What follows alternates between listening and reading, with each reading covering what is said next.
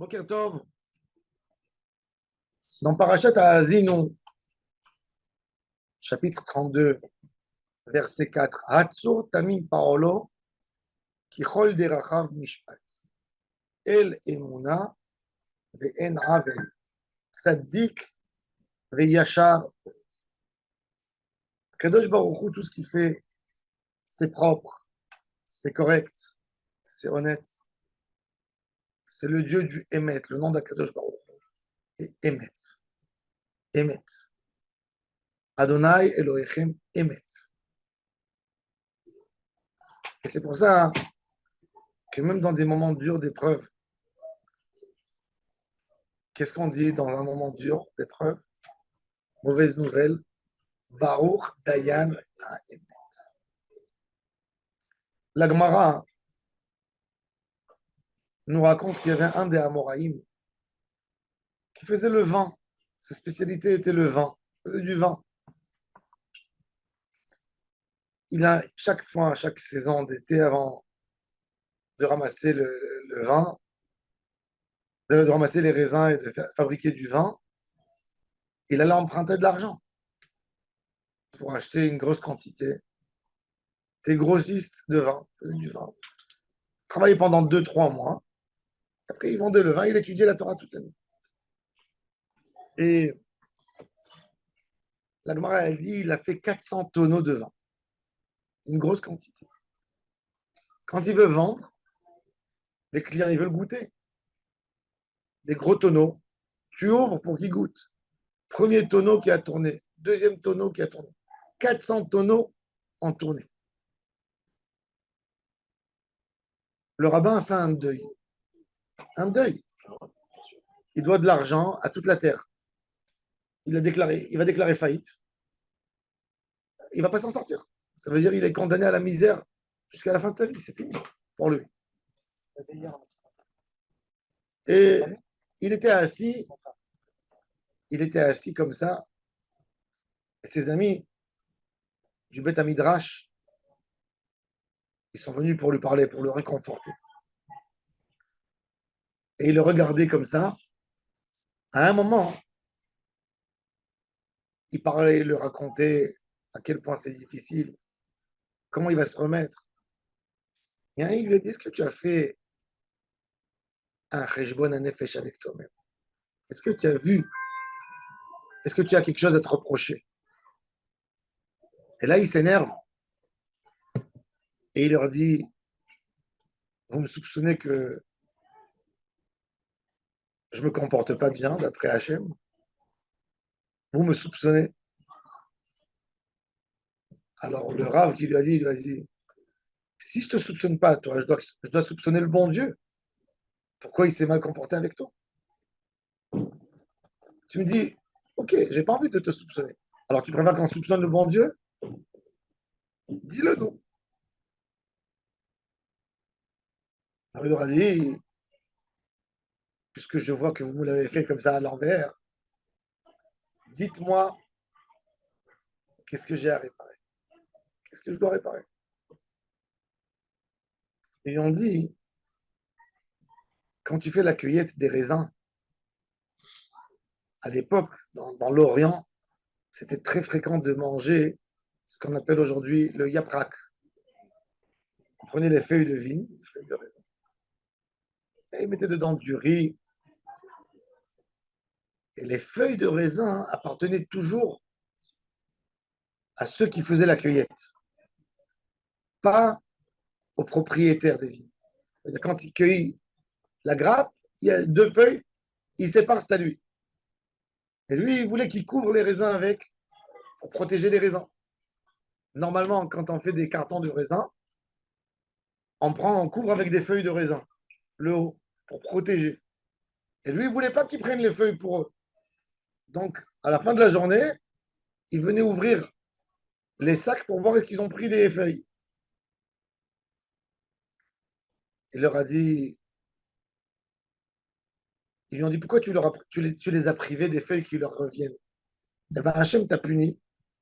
Tout est parti. Tu pensais gagner de l'argent. Tu voulais gratter encore un peu d'argent sur les feuilles. Eh bien, Hachem t'a puni. Il leur a dit, mais moi, je ne voulais pas gratter. Il a dit, ces métayers, c'est tous des voleurs. Ils me volent des raisins, des kilos entiers. Alors moi, je récupère au moins les feuilles. Il a dit, parce que eux, ils sont voleurs. Moi, si tu penses qu'ils sont voleurs, sois là pour surveiller dans la journée, mais ne leur enlève pas leurs droits. Leurs droits, c'est les droits. Maintenant, toi, tu veux pas qu'on te vole. Ok, va surveiller. Toi, tu veux goûter avec eux le goût du vol, parce qu'eux, ils volent, alors toi aussi, tu voles. On ne répare pas. Même s'il y a quelqu'un qui t'a volé, tu n'as pas le droit, toi, de revoler pour récupérer ce qui t'a volé. Prends ton argent propre à la justice. Ne va pas lui voler. Sois pas un voleur. L'acte de prendre sans que le propriétaire voit, c'est du vol. On se comporte pas comme des voleurs. Non, tu te plains, mais il n'y a pas de vol. C'est ce qu'ils lui ont dit.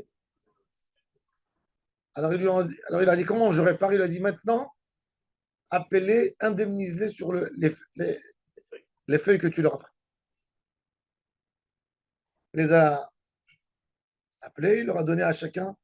Il leur a dit Merkila, c'est à vous. Ils ont récupéré. Et la Gemara donne deux versions sur ce qui s'est passé. Première version, que le vin qui a tourné, qui est devenu vinaigre, il a retourné. Et il est redevenu du vin. Et après, ils ont ouvert, tout était bon. Deuxième version, qu'il y a eu un manque de vinaigre et que le vinaigre a tellement augmenté de prix qu'il était plus cher que le vin. Et il a gagné. Le Maharsha explique, il dit que la deuxième version, c'est un plus grand miracle. Vous allez dire que que le vinaigre retourne et devienne du vin. C'est miraculeux, quand même. Une bouteille de vin qui a tourné, qui est devenue du vinaigre. C'est assis, tu ne peux pas boire. Imagine, donc elle retourne, elle redevient du vin. C'est presque pas possible à imaginer. C'est un très grand miracle. Et si tu me dis que le vinaigre a augmenté de prix, bon, c'est possible. Il y a un manque aujourd'hui dans le marché. Il dit non, que le taux du vinaigre a augmenté, c'est plus grand. Pourquoi? Parce que si le vin, le vinaigre, il est retourné du vin, c'est un miracle qui se passe pour un individu. Mais qu'il y a un manque de vinaigre dans le monde entier pour aider ce juif à vendre son stock, c'est-à-dire qu'Akadosh Baruch Hu tourne le monde entier pour le tzaddik. Et, et ça, c'est le El Emuna Ve'en. Il faut savoir, comme il a dit le prophète Jérémie, Akadosh Baruch Hu, c'est du Emet. Puisque tu dis que Hachem, c'est du Emet, il faut chercher chez toi, où sont les problèmes. On a souvent des super réflexions pour nous endormir dans la Avodat Hashem. Quelqu'un, il a quelque chose de dur qui est passé avec lui, qui s'est passé. Qu'est-ce qu'il dit? Il dit Kaparatavonot, c'est des nisyonotes. Tout ça pour endormir son côté cheshbon anefesh. Des fois, un homme, il est prêt de renoncer un dégât de 1 000 € et dire Kapara tout simple pour ne pas affronter son problème. Un jour, j'ai vu, il y a une femme qui m'a appelé, veille de fête. Son mari, c'est un homme correct. Il m'a dit, on avait un peu de problème de shalom bayit. Elle a dit, tout le temps, veille de fête, il m'achète un beau cadeau. Et là, pour me punir, il ne m'a pas acheté. Elle me dit, quel rapport, si on a une histoire entre nous, à ne pas m'acheter le cadeau. Je ne suis pas la mère de ses enfants. Je ne suis pas une femme qui s'occupe. Il a tout ce qu'il veut, il l'a. Pourquoi il m'a fait ça pour me vexer? On a une malentente sur quelque chose. Alors, parce que je ne suis pas d'accord avec lui, il me prive de ce qui me revient. Je l'ai appelé. Je lui ai dit, écoute, ce que tu fais avec ton épouse n'est pas correct. N'est pas correct. Non, mais tu comprends pas, ne rentre pas là. Je lui ai dit, non, c'est pas une question. Je lui ai dit, tu as une obligation d'après la halakha. Un homme est obligé, à chaque fête, d'être mesameach sa femme. Toi, alors, tu as choisi, bon, tu t'es fait une belle coutume d'offrir quelque chose. C'est pas que tu n'as pas d'argent, tu as de l'argent. Tu ne veux pas lui donner parce qu'il t'a énervé. Quel rapport avec ton obligation de lui donner de la simra? Quel rapport? Elle a crié, recrie toi aussi, si tu pensais. Mais pourquoi tu la prives de ce qu'elle mérite? Non, non, non, non, c'est comme ça. Ça n'a pas tardé. Après la fête de. C'était une fête de Sukkot, sa voiture est partie. Il n'a pas été couvert par le victoire parce que l'assurance, parce que c'est un dégât. Il est monté sur un trottoir qui lui a fait un dégât. Il y avait des trucs en bas qui lui ont abîmé toute la voiture d'en bas et il n'était pas couvert par le bitoire. Sans dégâts, s'il a offert à sa femme un cadeau qui faisait 500 euros, 1000 euros par fête, un beau cadeau, il a perdu 30 000 euros.